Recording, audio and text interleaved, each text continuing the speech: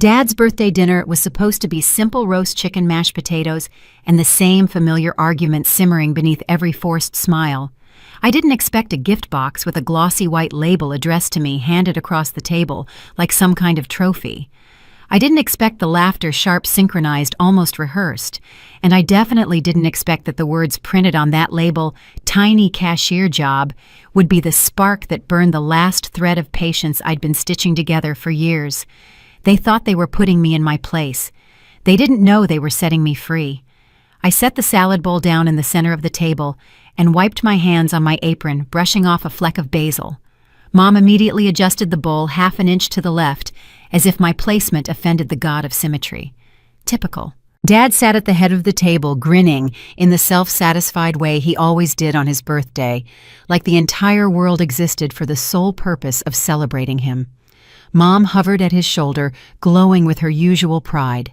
And Marcus, my older brother, sat there scrolling his phone with the kind of relaxed superiority that only the chosen son could afford. I took my seat quietly. Dad raised his glass. "To my family," he said, "and to the ones who make us proud." He looked directly at Marcus, not at me. Never at me. Everyone clinked their glasses. Mine almost slipped. My palms were already damp. Before dinner, Marcus said, suddenly, a smirk tugging at the corner of his mouth, "We have something for Lana." For me, I blinked. Mom gave the sort of smile she used whenever she was about to deliver a backhanded compliment. "It's just a little something." We all thought it was fitting. Dad reached under the table and placed a white gift box in front of me. Neat, glossy. Too carefully prepared to be spontaneous. I frowned. "What does this go on?" Marcus nodded, eyebrows raised. "Open it." Some instinct twisted in my gut. My hands felt cold, but I lifted the lid. Inside was a miniature plastic cash register. Bright red buttons, cheap display screen, a child's toy. But it wasn't the toy that punched the air from my lungs. It was the label taped to the inside of the lid. A printed laminated tag in bold black capital letters, "Tiny Cashier Job." For a moment, the room went silent. Then the laughter hit. Dad slapped his knee. Mom giggled behind her hand. Marcus actually wheezed. "Oh, come on, sweetheart," Mom said between laughs. "It's just a joke." "A little motivation," Marcus added. "Since you're still, scanning cereal boxes at 28? Dad finished shaking his head. "I mean, good grief." My chest tightened. Heat crept up my neck, not from embarrassment, but from something sharper, something I'd learned to swallow for years. "Guys," I said quietly, "this is funny." Marcus cut in. "Lighten up." I stared at the toy cash register, at the label, at my own reflection in the shiny plastic. Something cracked inside me, quiet, thin, like the snap of a matchstick. But I did what I always did. I forced a smile, because in this house, showing hurt was the ultimate weakness. Dad raised his fork. All right, the joke's over." "Lana, why don't you help your mother serve the chicken?" Of course that was my role tonight. Serve. Stay quiet. Disappear. I gathered plates while they kept laughing, the sound echoing against the walls like a taunt carved into the wood. The toy register lay in its box, mocking me with its bright, childish innocence. I carried dishes to the kitchen. Mom didn't help. She never helped. I could hear them from the dining room, Dad complaining about work, Marcus bragging about his promotion, Mom praising him like he'd personally invented the concept of employment. And then, really, Dad scoffed, "Lana's still at that entry-level thing." "What does she even do?" "Count coins," Marcus snorted. "She probably gets excited seeing a $20 bill. Their laughter stung more now that I was alone with my thoughts. I gripped the counter until my knuckles whitened. No one in that house had the faintest grasp of who I actually was. Their understanding of my life hovered at the surface, blind to everything moving beneath it. To them, the tiny cashier job was a punchline, never a disguise. They couldn't begin to imagine the scale of what had been unfolding quietly behind my spreadsheets, behind the encryption keys, behind the long nights they dismissed as overtime at the register. While Marcus obsessed over office politics and Dad kept polishing the same old stories from decades ago, I was charting a different world entirely. one they never believed I had the intellect or stamina to enter, let alone master. The daughter they belittled had spent 3 years designing a private banking framework so intricate, so discreet, that even professionals with decades of experience wouldn't have recognized the architect behind it. They operated on assumptions. I operated on precision. And that difference was about to change everything, mine. They didn't know the power of being underestimated. I took a deep breath and walked back out with their plates. Dad smiled at me like nothing happened. Mom gave me that condescending pat on the arm. Marcus tossed me his empty glass. Refill. I took it wordlessly. They kept talking. I kept laughing, kept living inside the bubble where they were the superior ones and I was the daughter who never lived up to anything. And for the first time in my life, I didn't feel pain from it. I felt clarity, sharp, cold clarity. When dinner ended, Mom stood gathering her purse. Don't forget to take the gift home, Lana. It's symbolic. Oh, it's symbolic, I whispered. Very symbolic. Dad clapped me on the shoulder. Someday you'll thank us for pushing you, Marcus added. Maybe you can put it on your desk at work. I smiled, and that smile terrified me because it wasn't polite. It was decisive. Final. When they left, I washed the dishes one by one, silence flooding the house. The toy cash register sat on the dining table like a challenge.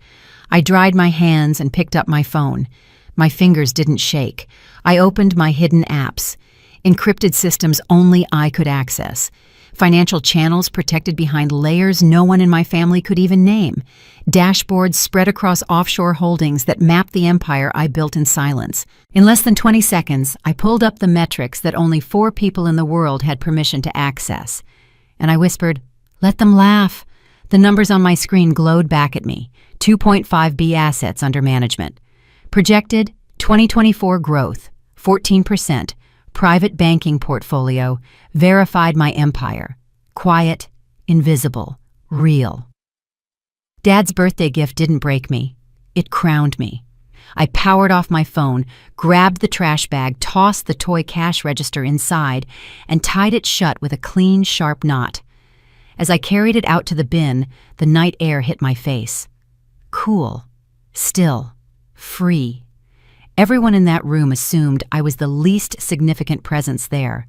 None of them understood how wrong they were. Tomorrow morning, Forbes would tell them the truth. The trash can lid clanged shut behind me, but the sound didn't settle anything in my chest. I stood in the quiet driveway, breathing in air that tasted different, somehow less like home, more like escape. The porch light flickered above the front door, making the shadows beneath the maple tree ripple like warning signs. Maybe they were.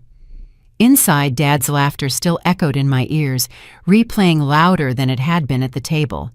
Marcus's smirk flashed like a neon sign. Mom's soft, complicit giggle threaded itself right through my ribs. I wasn't supposed to hear them after I walked out with the dishes, but I did. Dad muttering, "She'll never amount to more than that cashier counter," and Marcus chiming in, "You spoiled her by letting her think she could be more." They never imagined I stood in the hallway frozen, absorbing every word. The voices faded when I stepped back into the house, but the resentment stayed with the same stubborn weight I had carried since high school.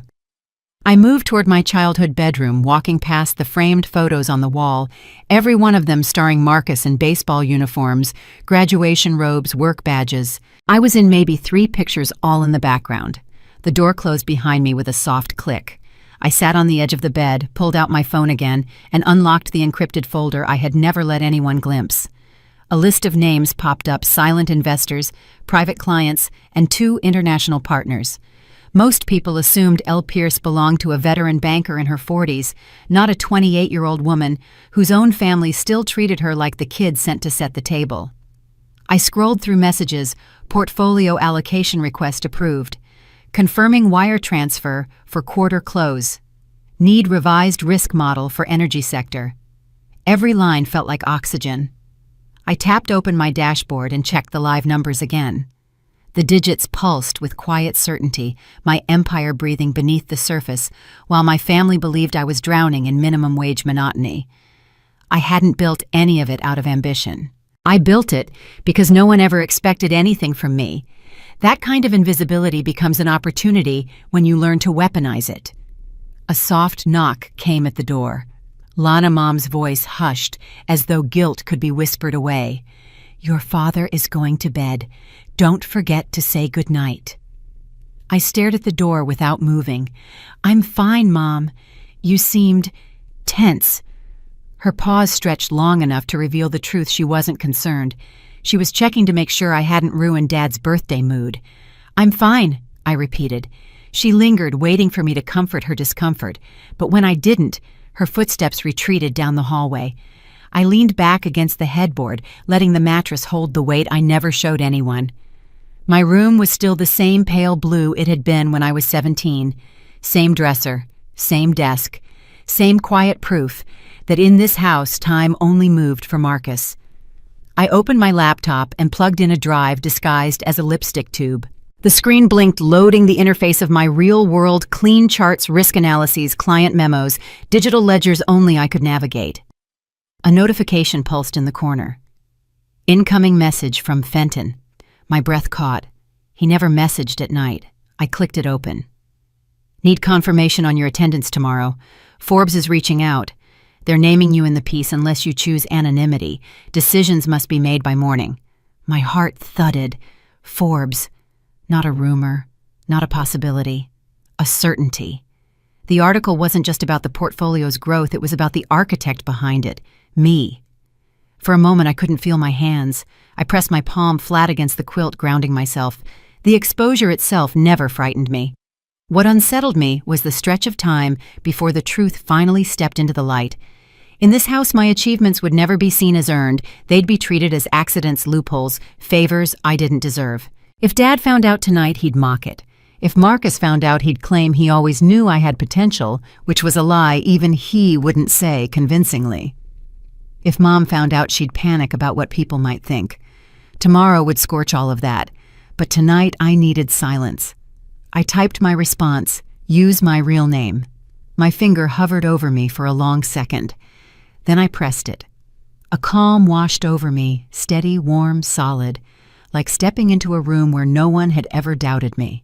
I spent the next hour refining documents Fenton had forwarded, double-checking the numbers that would appear in the feature.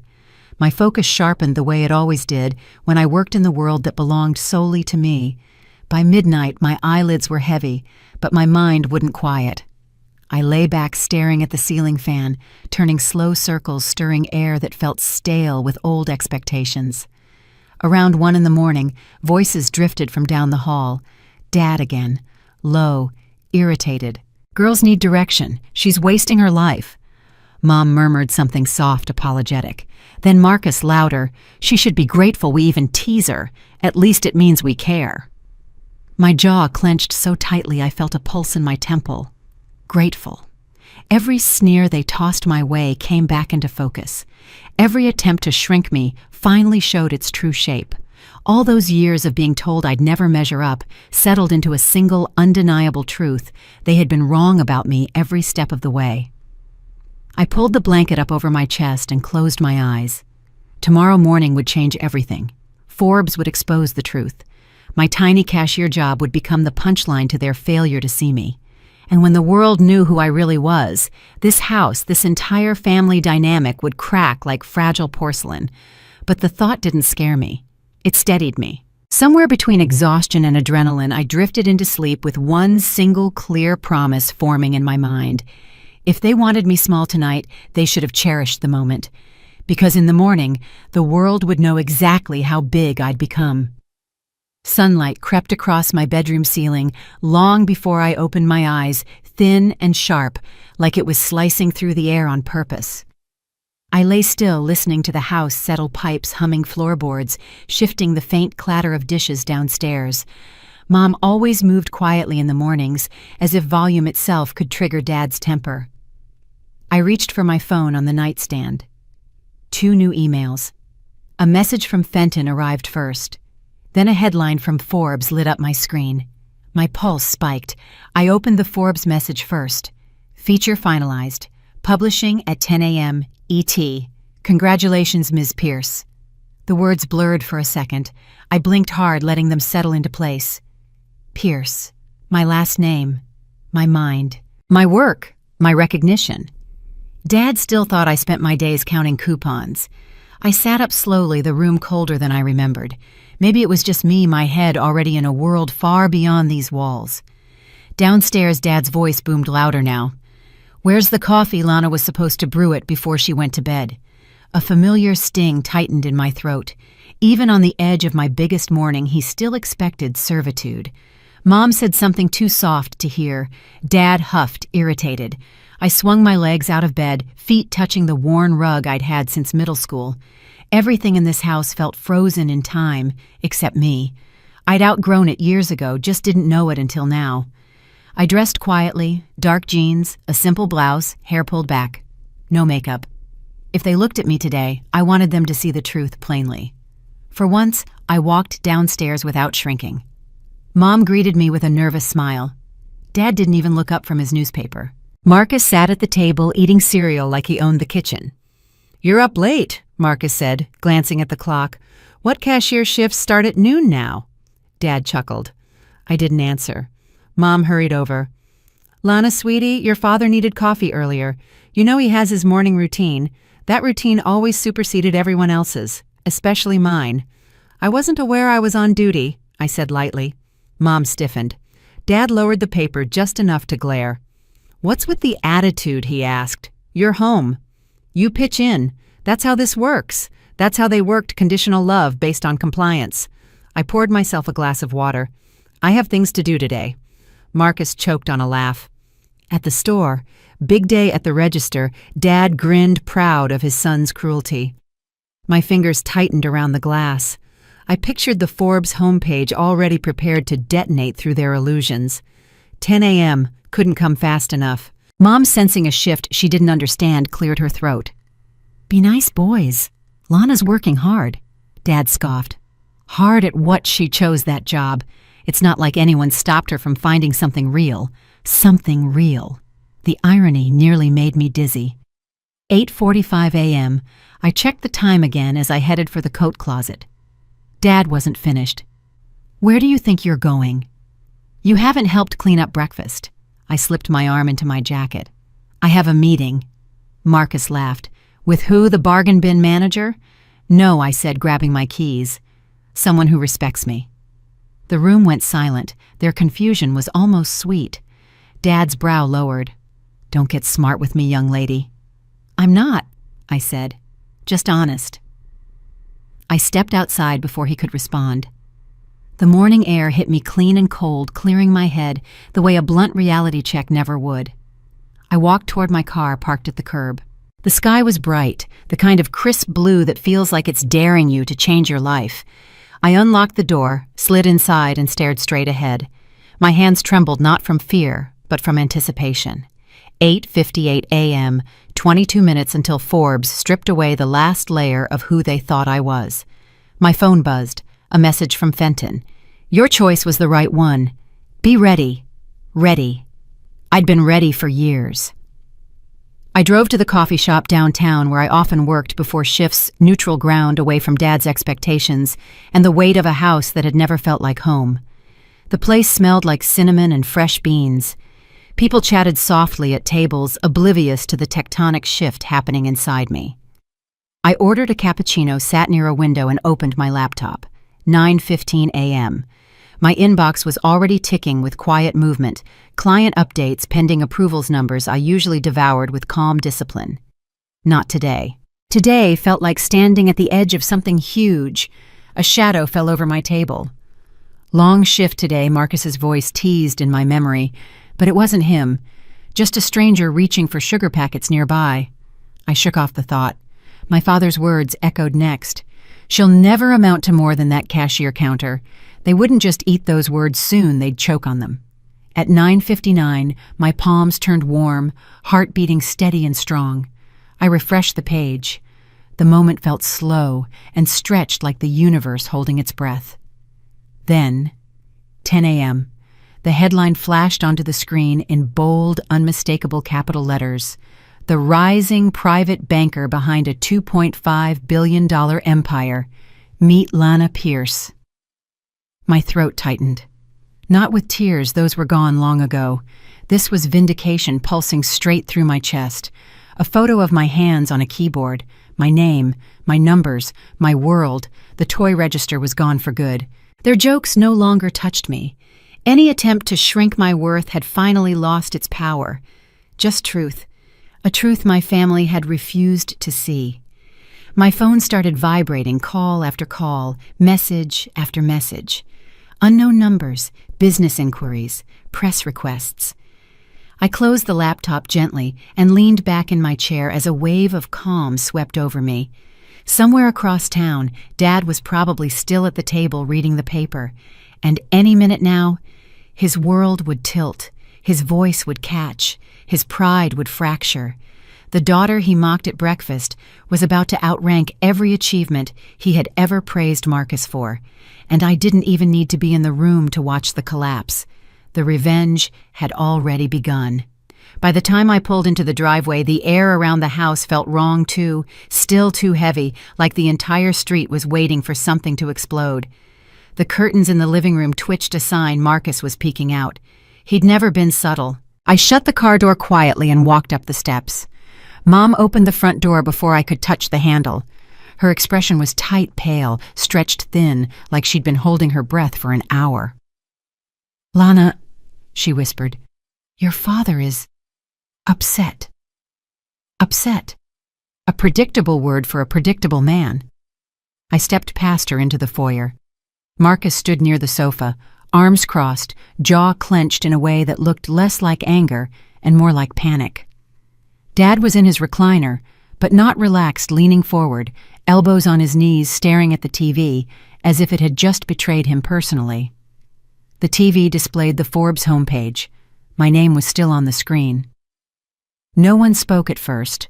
Only the sound of Dad's ragged breathing filled the room like he'd run a marathon he didn't know he'd signed up for. I exhaled slowly. "So I said, I take it you've seen the article." Dad finally looked at me, eyes sharp, almost glassy. "You tell me," he growled, "what the hell this is." "A feature of my work," I answered calmly. "You're familiar with Forbes." Marcus's eyes flared. "Are you kidding me right now, Lana? This says you're—" He pointed at the screen.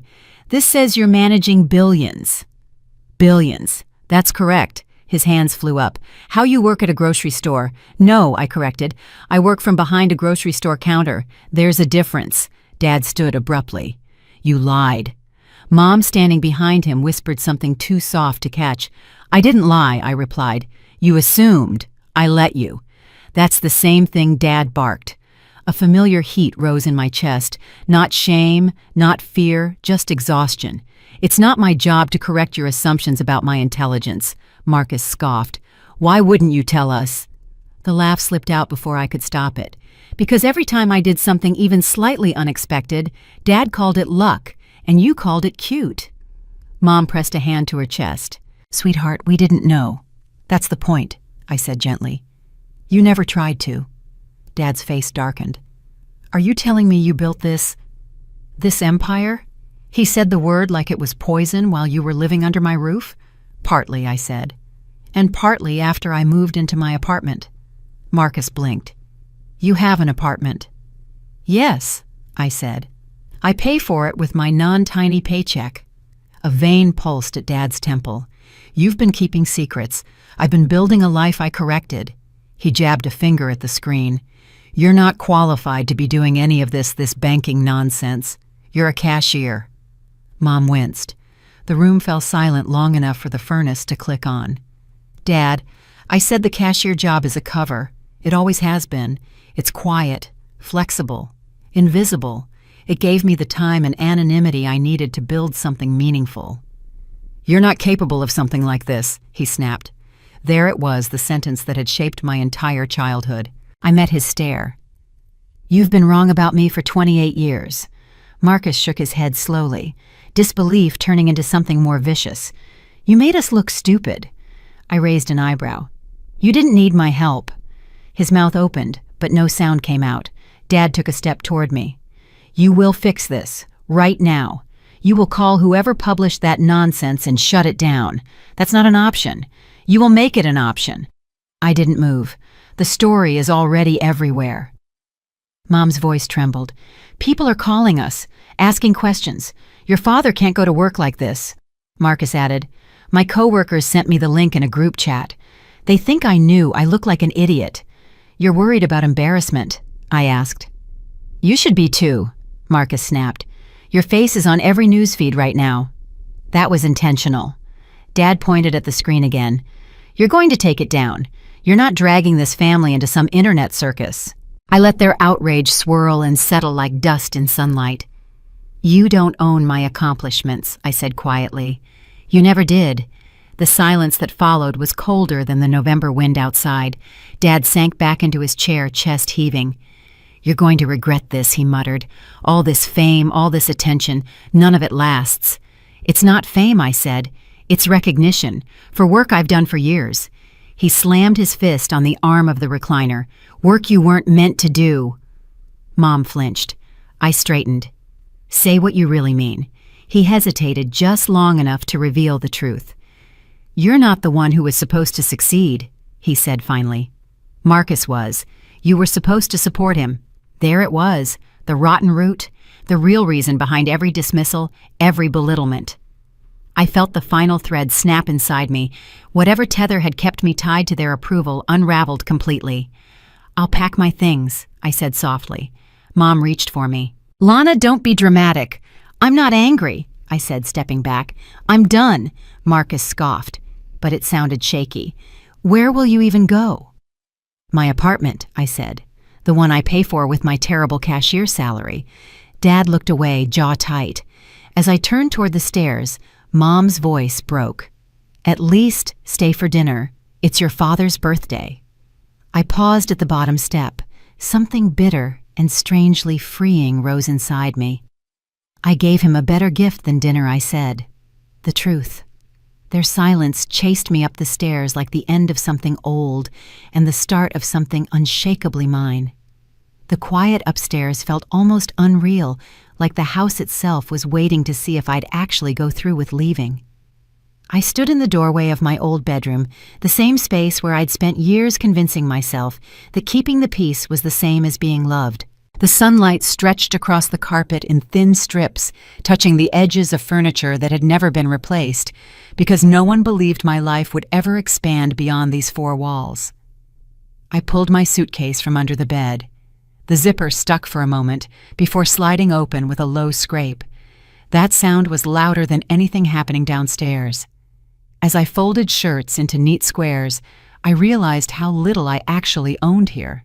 A few jeans, 2 blouses, a sweater Mom bought because she thought it made me look softer, a stack of books Marcus had once mocked me for reading because they had too many finance words.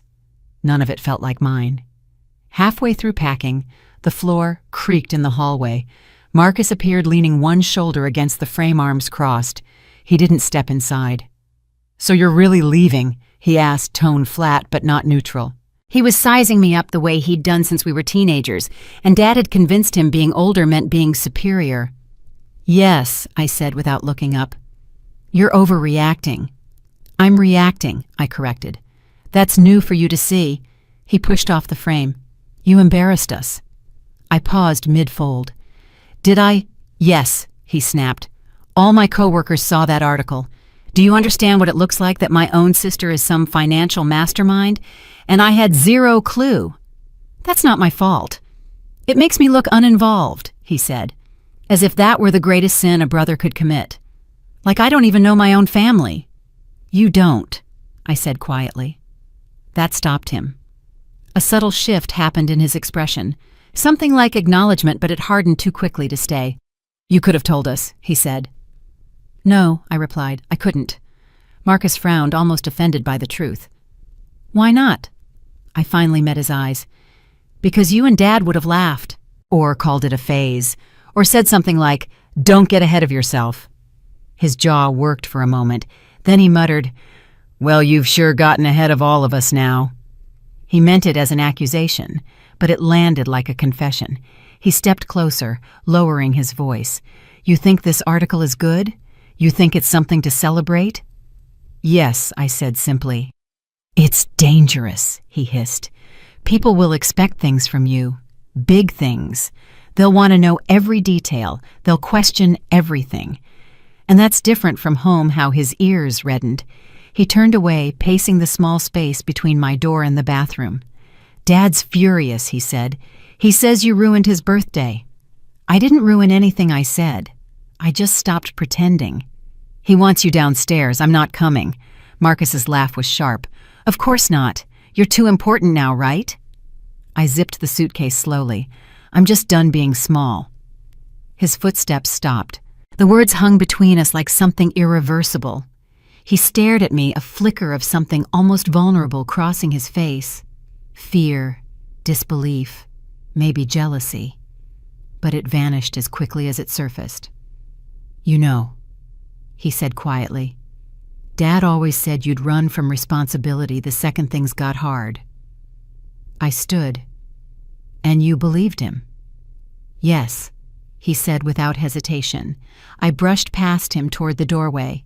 Then maybe you should ask yourself why. Mom was waiting at the bottom of the stairs, hands wringing the hem of her sweater the way she did whenever conflict made her anxious. She reached out as if to stop me, fingers trembling. Where will you go? She whispered. My apartment. But, her lips shook. You'll be alone there. I'm already alone here, I said. Her shoulders sagged. She looked like she wanted to hug me, but decades of choosing Dad's comfort over mine kept her rooted in place. I didn't know you were unhappy, she said softly. Yes, you did, I replied. You just looked away. A small, wounded sound escaped her. I almost reached for her, almost broke the pattern of distance we'd both lived in, but the moment passed. Another choice she didn't make. Dad entered the hallway, expression thunderous. You're leaving now? Yes. Running, he corrected. I didn't bother arguing. After everything we've done for you, he snapped. After all the years. What years, I asked? The ones where you dismissed me, mocked me, used me as a punchline, or the years where you pretended Marcus was the only child worth investing in? His eyes widened, not because he disagreed, but because he wasn't used to hearing me say it out loud. I'm not going to apologize for succeeding, I said, especially not to people who never believed I could. Dad's jaw tightened. You think the world is going to protect you? You think people out there care about you more than your family? No, I said. I think they'll see me. That's enough, he scoffed. You'll regret this. I won't. The front door felt heavier than it should have as I opened it. The air outside hit my face crisp and grounding. Behind me, Mom whispered my name. I didn't turn around. The suitcase wheels bumped down the porch steps, echoing across the yard, each thud a tiny severing of another expectation they'd tried to cage me with. For a second, I paused at the bottom of the driveway, breathing in the release. Then I walked to my car, unlocked it, and placed the suitcase in the trunk. As the engine hummed to life, I didn't look back. I didn't need to. The version of me they knew was gone. The version they dismissed never existed. And the version they were about to meet, the one they underestimated into existence, was just getting started. By the time I reached my apartment, the sun had slipped behind a layer of soft gray clouds, turning the whole street a muted silver. The building looked exactly the way it had when I first moved in months ago, small, quiet, unremarkable. Everything my family dismissed, everything I needed. I carried my suitcase up the narrow stairwell, each step creaking beneath me. The hum of someone's TV drifted through a wall. A dog barked 2 floors down. Life happening around me, not to me. For once, I wasn't suffocating inside a house built by someone else's expectations. I unlocked my door, stepped inside, and exhaled. The air smelled faintly of coffee and lemon cleaner, familiar and safe. My safety. I set the suitcase beside the bed and kicked off my shoes. Without the weight of home pressing down on my chest, the silence felt different, warm instead of lonely. I powered on my laptop. It blinked awake like it already knew the day wasn't done reshaping everything. 3 new emails from Fenton. 1 from a venture fund I knew by reputation, only one of those names people whispered in boardrooms. 2 from journalists I had no intention of speaking to yet. My phone rang next an unfamiliar area code. I didn't answer. A voicemail popped up seconds later. I pressed play. Ms. Pierce, this is Julia Anderson from Skyline Capital. I'd like to discuss collaboration opportunities related to your private portfolio. We read the Forbes feature, and I ended the message, the corners of my mouth lifting without permission.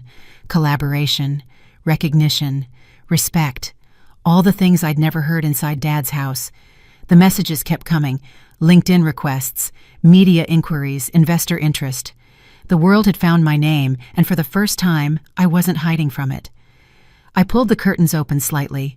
Rain had started to fall, tapping against the glass in soft, rhythmic beats.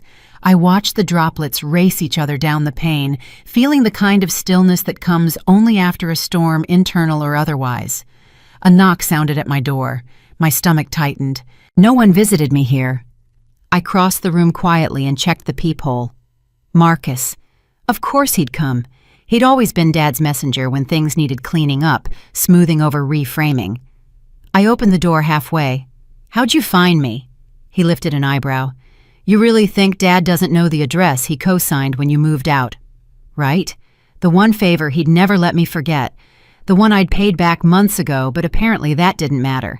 Can I come in? Marcus asked, hands shoved in his jacket pockets. I considered closing the door, but curiosity nudged me. Fine. He stepped inside, glancing around with the same judgment Dad used when he toured model homes. Smaller than I expected.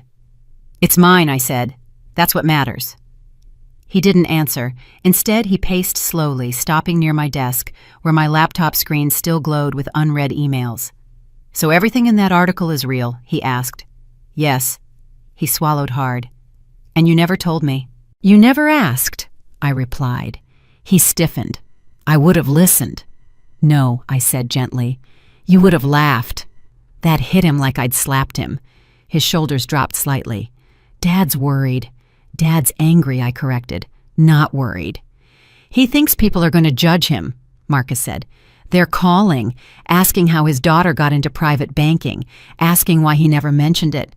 That's his problem, I replied. Not mine. He ran a hand through his hair. He feels blindsided. So do I said softly. Every time he dismisses me, every time he belittles my work, every time he tells people I'm just a cashier. Marcus fell silent. The hum of my refrigerator filled the space between us.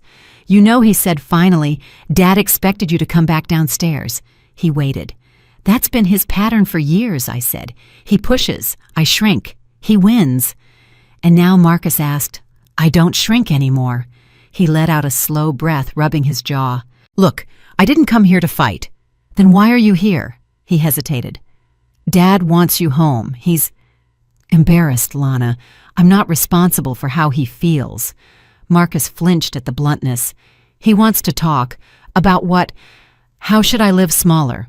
Quieter, more convenient for him, he said. If you apologize, I laughed, sharp and humorless. Apologize to succeed. Marcus didn't meet my eyes. The rain picked up outside, the sound steady and comforting. I walked past him and sat on the edge of my bed, elbows resting on my knees. Marcus, I said carefully, I'm not coming home. He lifted his head. So that's it? For now, I said.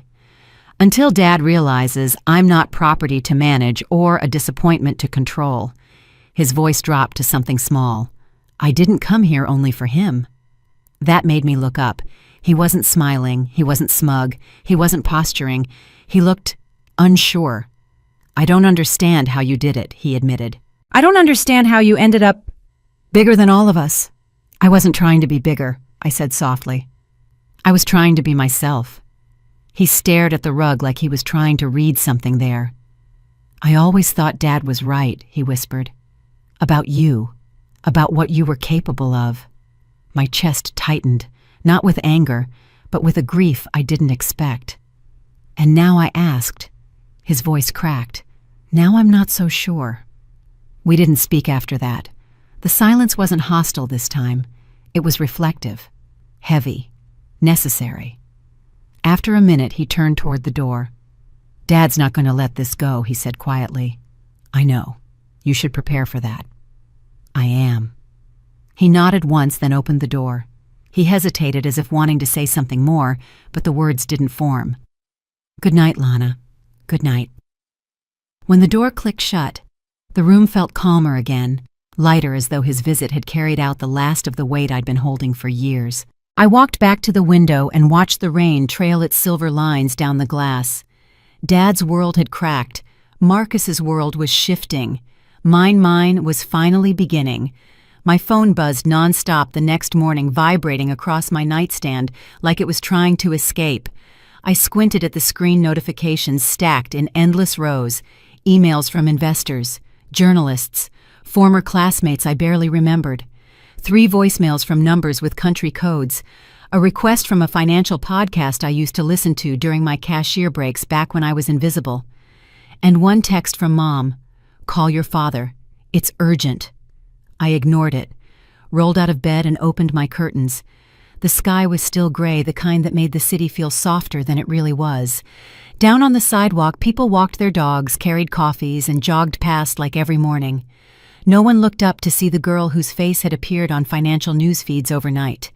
It was perfect. I brewed coffee and settled into my desk chair, my real command center, not the cash register my family believed defined me. The laptop hummed awake. More alerts, more inquiries, more proof that people out there, the ones who actually understood my field, valued what I had built. I opened an email from Fenton with the subject line, "Strategic Next Steps. Prepare for acceleration. The exposure is increasing your valuation. Expect significant inquiries in the next 48 hours. I'll filter what you don't need to see." I smiled. The world was finally catching up to what I already knew. Before I could respond, my phone rang again, this time with a name I recognized. Cole, my high school ex. The boy who once told me I'd peak early said girls like me should aim small so we don't get disappointed later. I answered. "Hello?" He cleared his throat. "Lana." "Hey, wow. Big article, huh?" "Very big," I said, sipping my coffee. "So, congrats. Really impressive. Didn't know you were into banking stuff. I don't broadcast everything I replied." He laughed awkwardly. "Yeah, no kidding. Listen, some of us from high school were talking. We're planning a little reunion. You should come. People would love to see you." "That's surprising," I said. "Why?" "Because people never wanted to see me before." He froze. That's not fair. It's accurate." Silence settled. Thick, heavy. He finally said, "Look, I just thought you'd want to be part of it now. You know, with your success." There it was.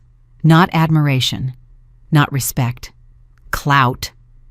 "No thanks," I said. "Good luck with your reunion." I ended the call before he could respond. A soft satisfaction rippled through me. Not spiteful, just steady, like reclaiming a piece of myself I didn't realize was missing. A knock sounded at the door. My stomach tightened. I crossed the room and looked through the peephole. Not Marcus, not Dad, Mom. Her posture was small, shrinking into her coat, as if she expected to be scolded just for being outside. Her hands were clasped tightly around her purse. I opened the door only halfway. "How'd you know where I lived?" She offered a faint, nervous smile. "Your brother told us. He didn't mean to betray your privacy. Your father insisted." "Of course he did."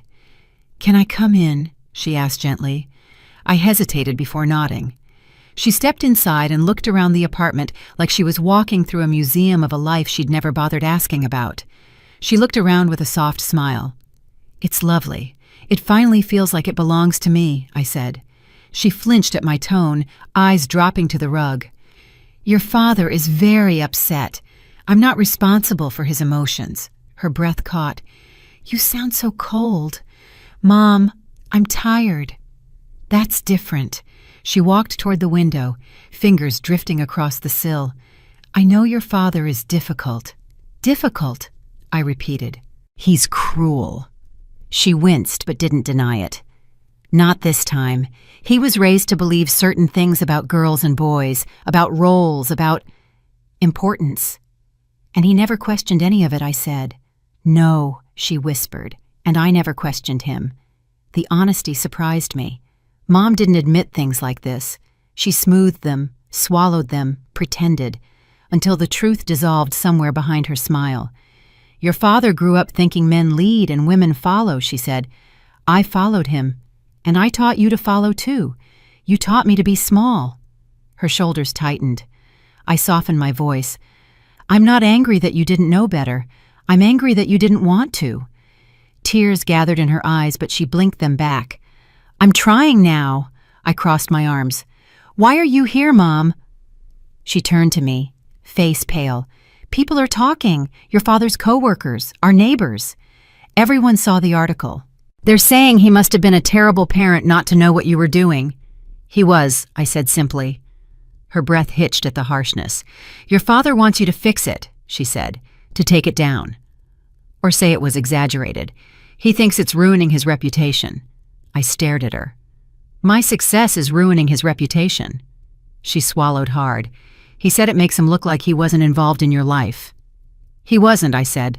She looked down. If you don't defend him, he'll fall apart. He's already falling apart, I said. And that's not my fault.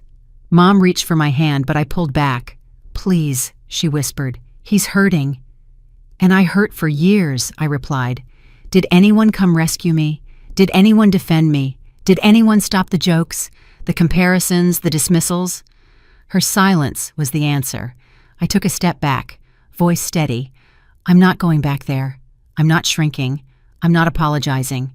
And I will not destroy the life I built to protect Dad's ego. She looked at me with something new fear mixed with pride she didn't want to admit. You've changed, she whispered. No, I said. I've finally become who I was supposed to be. Mom stepped toward the door slowly, pausing with her hand on the knob. If you walk away from us like this, I don't know what will happen. I do, I said. You'll have to face yourselves. She opened the door with trembling fingers. Before stepping out, she looked back. For the first time in my life, I saw her as a woman, not a mother carrying her own regrets like stones in her pockets. I hope this success of yours makes you happy, she said. It already has. She nodded once and disappeared down the stairwell. The door clicked shut behind her, and the quiet wrapped around me like armor. Guilt never touched me. Fear stayed at a distance. Solitude felt more like freedom than absence. For the first time, I felt free. And freedom, it turned out, sounded a lot like finally hearing your own voice without anyone talking over it. The email from Aurelium Private Bank arrived at 6:14 a.m., tucked between investor inquiries and a reminder from my utility company. The subject line was so ordinary it almost fooled me. Follow up on institutional integration. I clicked it expecting routine documentation. Instead, I froze.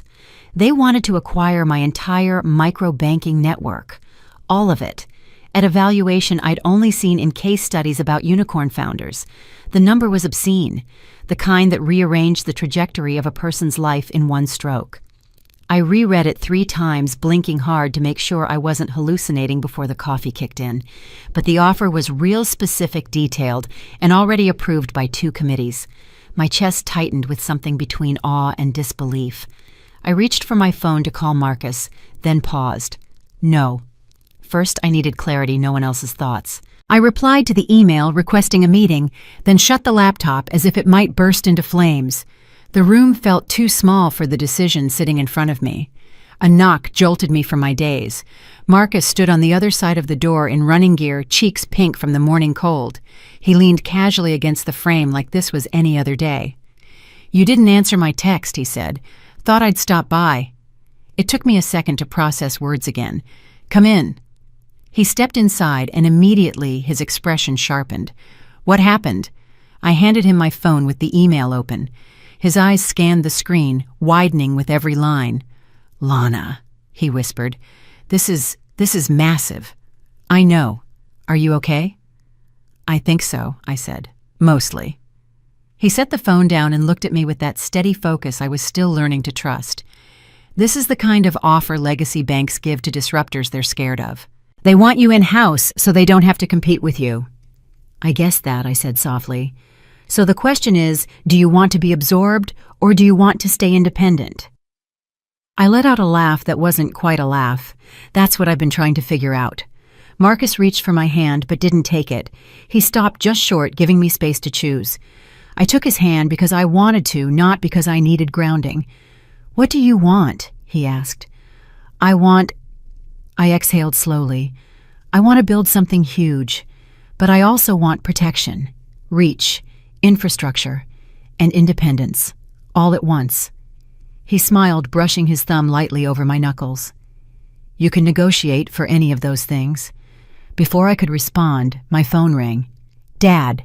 The name burned on the screen like a warning. Marcus raised an eyebrow. You don't have to answer. I know, I said. But I did anyway. Dad's voice came through sharp and loud. So this is it. You're all over the news and you don't think you owe your family an explanation. No, I said calmly. I don't. His breath crackled with anger. You made us look like fools. No, I corrected. You did that yourselves. You listened to me, he snapped. I want you home tonight. We're having a family meeting and you will be there. No, I said again. I won't. Silence. Dangerous, icy silence. You think you're better than us now. I think I finally understand who I am, I replied, and I'm not going back. He scoffed. You're forgetting who raised you. I'm remembering exactly who raised me. He didn't know what to do with that. His voice cracked along the edges. You're ruining this family. No, Dad, I said. I just stopped letting this family ruin me. The line went dead without a goodbye. I lowered the phone, chest rising with a slow breath I didn't realize I'd been holding. Marcus didn't speak. He didn't try to soothe.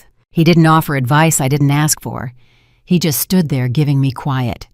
And that quiet was the safest place I'd had in years. I moved to the window and watched the city walking below the buses, the cyclists, the restaurant workers rolling up metal gates. People living their lives without knowing the girl in apartment 3C was deciding her future shape. My laptop pinged. Aurelium Bank. We're ready whenever you are.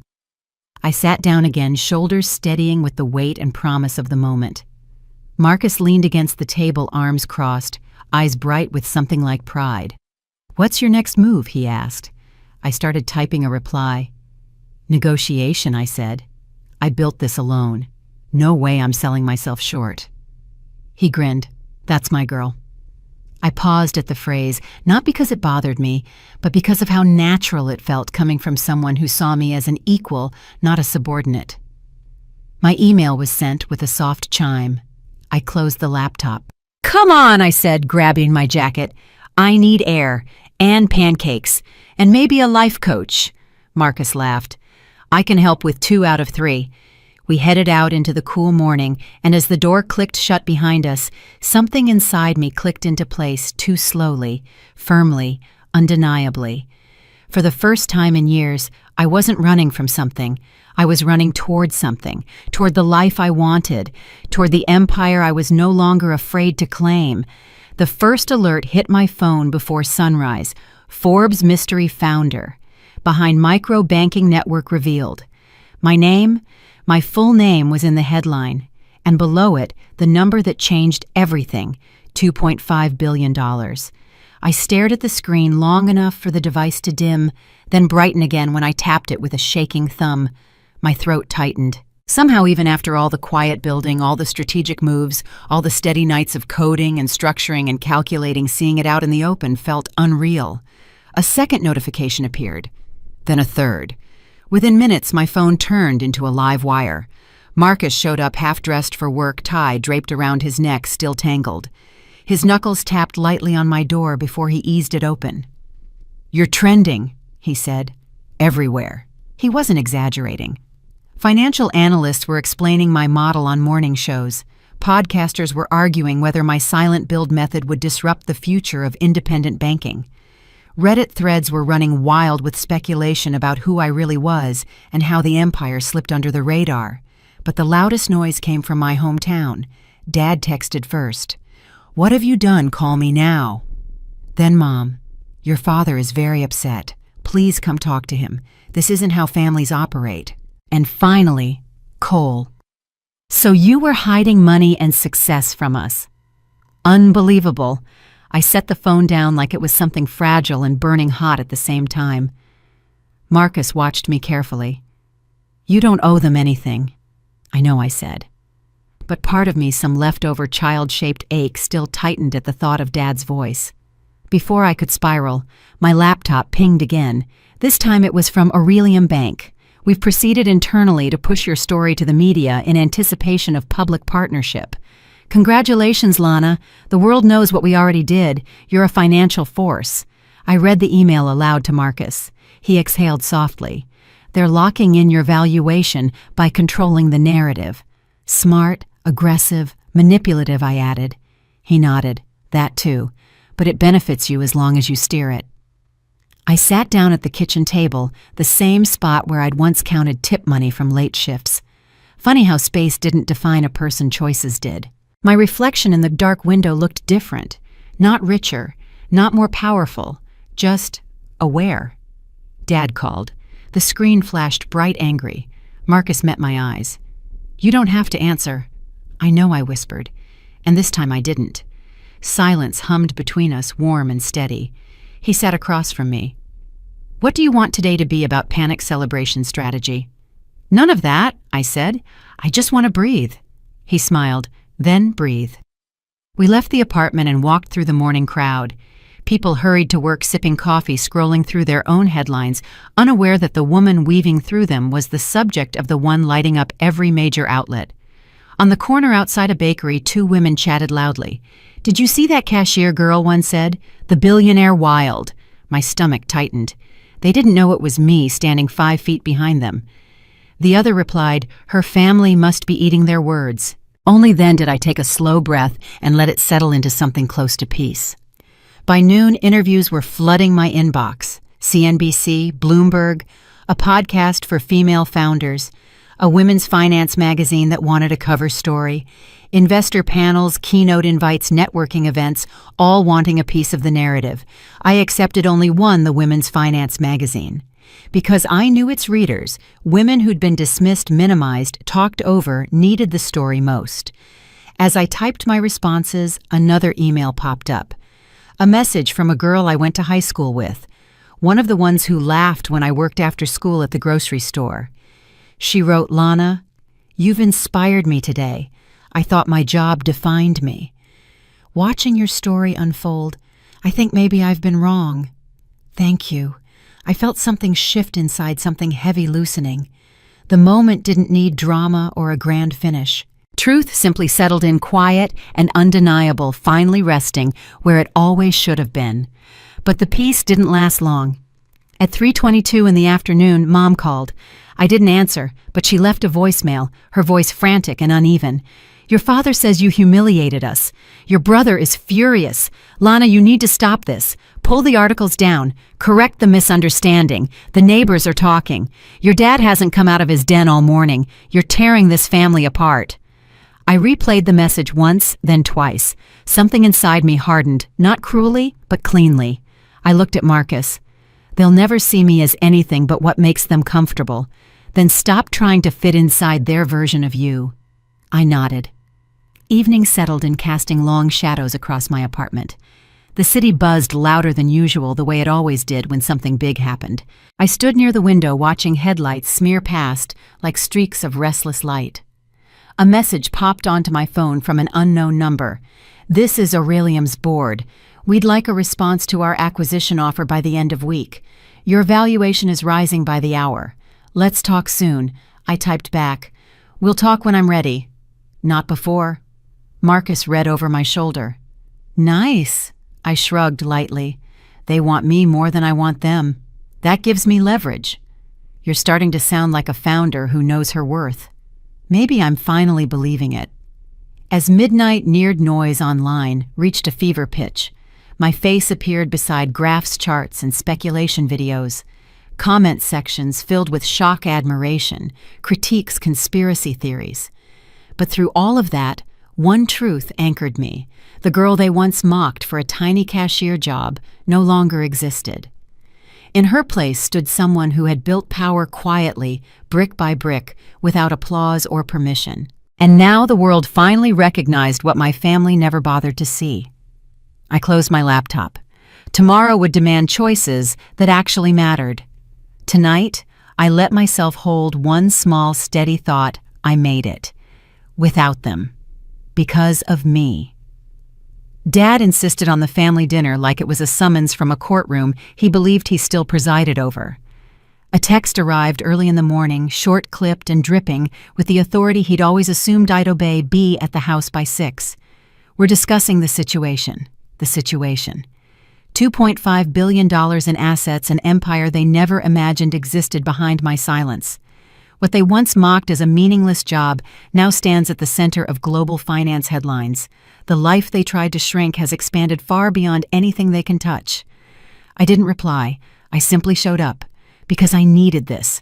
Not for revenge, at least not the loud kind. Closure mattered more than revenge. That house, that table, that family, I needed them to stop haunting the edges of my life. The driveway looked the same as when I'd snuck out as a teenager, cracked pavement, and an old basketball hoop leaning left like it had given up years ago. Cole's truck was parked confidently in the center spot like always. Mom's car was tucked timidly to the side. I walked up the porch steps slowly, grounding myself with each breath. Marcus had offered to drive me to wait nearby to talk after, but this part had to be done alone. Some chapters demanded solitude. Mom opened the door before I knocked, like she'd been watching from the window. Her eyes darted to my clothes, my face, my posture, searching for signs of arrogance or brokenness. She didn't hug me. "We've all been very stressed," she whispered, pulling her cardigan tight. "Your father especially." I stepped inside. I'm sure he has. Cole was already at the dining table with a beer in hand, legs stretched out like he owned the place. He didn't say hello. He smirked instead. "So little sis," he drawled. "Guess you think you're a big shot now." Dad entered behind him, shoulders squared, chest puffed out. His voice boomed like I was still 16. "Sit! We're not dragging this out." I sat, not because he told me to, but because staying standing would show how little authority he had left, and I wanted this to play out slowly, cleanly. Dad started talking before anyone took a bite. "You embarrassed this family. You made us look like idiots. People at church are asking questions. My coworkers think I raised some sort of con artist." His jaw tightened. "And you will fix it." I leaned back, hands folded loosely in my lap. "Fix what?" His face reddened. "This Forbes nonsense. It's accurate," I said. "All of it." "Don't," he snapped, stabbing a finger toward me. "Do not sit there and act like you built some massive company without any help. You're lying or manipulating people or reframing the story was the only trick he had left. Every excuse he reached for collapsed under its own weight. No matter how he twisted it, the fault circled back to him. The word hung in the air like a lazy punch that never landed. I cut him off. "Why is it easier for you to believe I'm a fraud than to believe I succeeded?" The room went silent for a beat. Mom reached for a breadbasket with trembling hands. "Maybe we should all just calm down."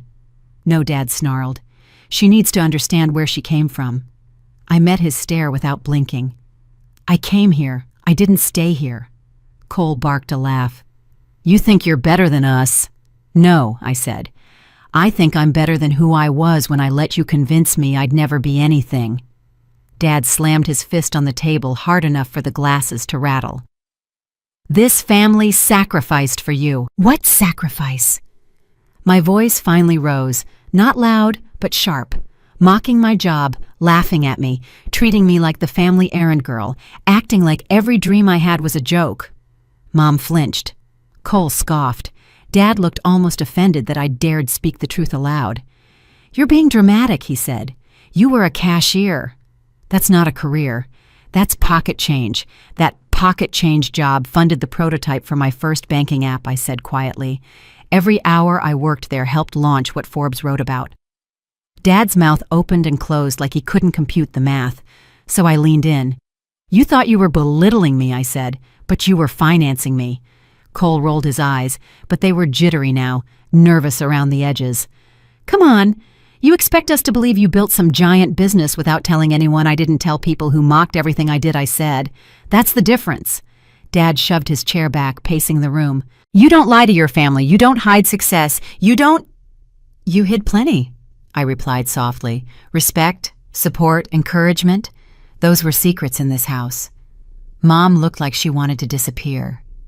"Lana, sweetheart, don't," I said gently. "Please don't soften this. You let it happen."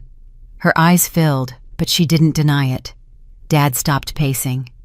So what now? You're rich, so you think you can cut us out. I didn't say that. But you want to, Cole said. I didn't answer, because wanting freedom wasn't cruelty, it was survival. Dad leaned over the table, pointing at me with the same finger he used to use when lecturing me about schoolwork, chores, curfew. You will apologize for humiliating us, he demanded. You will make a statement. You will explain that this was all exaggerated, and you will stop this nonsense before it ruins our reputation. I stared at him for a long, steady moment. Then I stood. No, I said. I won't apologize for succeeding. His face contorted. Sit down, no. Lana. I picked up my coat. This isn't my shame to carry anymore. As I turned toward the door, Mom called after me, voice shaking. Please don't leave like this. I paused, hand on the doorknob. If you ever want a relationship with me, I said without turning around, it has to be one where I'm not the family scapegoat. Her silence was enough. When I stepped outside, the cool night air hit my skin like relief. A release, a quiet promise. My phone buzzer, a message from Marcus. You okay? I typed back. I will be. For the first time, I really will be. And as I walked down the porch steps, leaving the house that built me but never believed in me, I felt something settle inside my chest. Not bitterness. Freedom. Marcus arrived at my apartment the next morning with 2 coffees and a look that told me he already knew the family dinner had detonated exactly the way we both expected. He didn't ask for details. He just handed me the stronger coffee, the one he knew I preferred when my world felt too loud. Before I could say anything, my laptop chimed. Aurelium Bank was requesting a final meeting. Not optional, not exploratory. Final. I opened the email slowly, almost cautiously, like the words inside might rearrange the shape of my life again. Lana, we're prepared to offer you the largest independent acquisition package in our history. We'd like to present terms in person today. No pressure, only potential. Your work deserves a global stage. My breath hitched. Marcus leaned against the counter, arms crossed. This is it. It feels too fast, I whispered. That's because your family made you believe you didn't deserve momentum, he said. But you do. I couldn't speak for a moment. The contrast between the night before the chaos, the accusations, the desperation in Dad's voice, and this moment was jarring. The family saw me as a threat to their story. Aurelium saw me as a force. By early afternoon, I was sitting in a polished glass conference room 30 floors above the city. The view stretched across the skyline, the kind of panorama meant to seduce ambition. A board of 5 executives sat across from me, immaculate in dark suits and measured smiles. The chairwoman, Evelyn Hart, slid a folder toward me. Lana, she said, her voice crisp but warm, your work has already changed the microbanking landscape. We want to bring you into our network, not to erase your vision, but to magnify it. My pulse thrummed. You're offering to buy my company, I said. All of it. We're offering to partner, she corrected. You retain operational creative control. We fund expansion. We integrate your model into our global infrastructure. You become the youngest executive board member in Aurelium history. Board member, I echoed, with full voting rights. Evelyn nodded. You're not a figurehead. You're a leader. Another executive leaned forward. Your valuation is rising by the hour. You built something no one saw coming. We want to harness that brilliance, not overshadow it. The number sat on the page in front of me. Large, life-changing, historic. But there was something else too, something buried deeper in the terms. They wanted me not just for what I'd built, but for what I could build next. A place where my ideas could finally stand on their own. A tomorrow shaped by choice, not permission. My throat tightened. Dad had called me pointless. Cole had laughed at my cashier job. Mom had watched it happen. And here I was, being asked to help run a global institution. Marcus's voice echoed in my head. You can negotiate anything. So I did. For me to consider this, I said, meeting their eyes one by one, I need 3 things. Evelyn smiled faintly. We're listening. 1, full autonomy over my design team. 0 interference. Done. 2. No restructuring for the first 12 months. My people stay protected. Agreed. And 3. I exhaled, steadying myself. Public acknowledgement. Not for ego, for accuracy. I don't want the narrative warped by anyone corporate or personal. We'll let you write the announcement yourself, Evelyn said. Unedited. My chest loosened. Then I'm interested. The room buzzed, small smiles flickering across composed faces. Aurelium Bank had just secured their deal, and I had secured my future. On the drive home, the world outside the windows looked sharper, brighter, as if everything had been slightly out of focus until now. The city lights felt like a constellation of choices I finally had access to. My phone buzzed, non-stop notifications from financial analysts, journalists, even business schools asking if they could feature my model in their curriculum. But one message stood out, from Mom. Your father wants to talk. He says he didn't mean what he said. He's upset. Please call him when you can. My fingers hovered over the screen, not out of fear, out of realization. Dad didn't want reconciliation. He wanted proximity to power. I set the phone down without replying. That evening, Marcus joined me on the roof of my building. We sat with takeout containers between us, watching the sky shift from gold to deep navy. So he said gently, "Are you proud?" I didn't answer right away. For years, pride had felt dangerous, like a spark that might burn bridges I wasn't allowed to cross. But tonight, something inside me finally clicked into place. I am, I said quietly. I really am. Marcus didn't congratulate me. He didn't praise me. He simply said, "Good." The wind brushed past us, cool and soft, carrying away the last traces of the girl who once thought she needed her family's approval to have worth. A version of me they once defined no longer exists. The cashier they mocked lives only in their memory, not in mine. The daughter they overlooked has stepped out of the shadows for good. No more standing at the edges of my own story. A billion-dollar empire now rises from the ground I built myself, the architect of a system that would help millions. And tomorrow, I would sign the partnership that changed everything. But tonight, I let myself feel the power of it, quiet, steady, unshakable. For the first time, the world wasn't ignoring me. The world was listening. The morning I signed the Aurelium partnership, the city felt different, sharper around the edges, as if the skyline itself understood something irreversible was about to happen. My signature made the deal official at 9:27 a.m., but the shift inside me had begun long before the ink dried. By noon, every major financial outlet had picked up the story. By 3, my inbox overflowed with invitations, panels, mentorship programs, keynote requests. By sunset, my life had expanded into something I once thought belonged only to other people.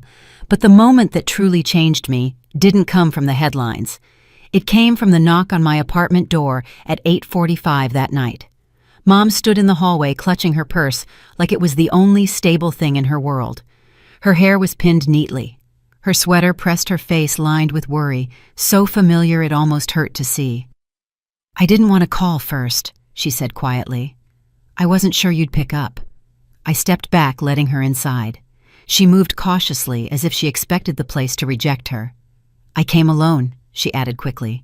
"Your father, well, he's angry. But more than that, he's embarrassed." I said nothing. Silence wasn't cruelty, it was clarity. She sat at the small table near the window, smoothing her sweater over her lap. "Your brother hasn't spoken much today," she continued. "He's been reading everything online. He didn't know you were... all of this." Again, I let the words hang. After a long moment, she inhaled shakily. "Lana, I want to apologize." I looked at her then, really looked. For years, she stood by without stopping them, without seeing me, without choosing me. Her apology couldn't rewrite any of that, but it could acknowledge it. For what I asked. Her lips trembled. For letting them make you feel small. For not standing up when your father belittled your job. For laughing when Cole did. For letting you believe you were less than the brilliant woman you've always been. I blinked slowly, the words landing in places that had been bruised for so long they'd forgotten how tenderness felt. She reached toward me but stopped halfway. "I should have protected you," she whispered. "I didn't. I'm sorry. There was a time I would have begged for this moment, a time when her apology would have been everything. Now it wasn't a door opening, it was simply truth finally spoken aloud. "I appreciate you saying it," I said softly. "But Mom, it doesn't change who you chose all those years." Her eyes filled. "I know. I can't undo it. She wiped her cheek. "I don't want to lose you. You don't have to," I said. "But the terms are different now." Relief flickered across her face, gentle and fragile. I walked her to the door. As she stepped into the hallway, she turned back. "I'm proud of you, Lana. I always was. I just didn't know how to show it." I nodded. "Good night, Mom." When the door closed behind her, I leaned against it, letting the weight of the day settle. Not crushing, not overwhelming, just real. Minutes later, my phone buzzed. "Marcus. Did everything go okay? Do you need company?" I smiled.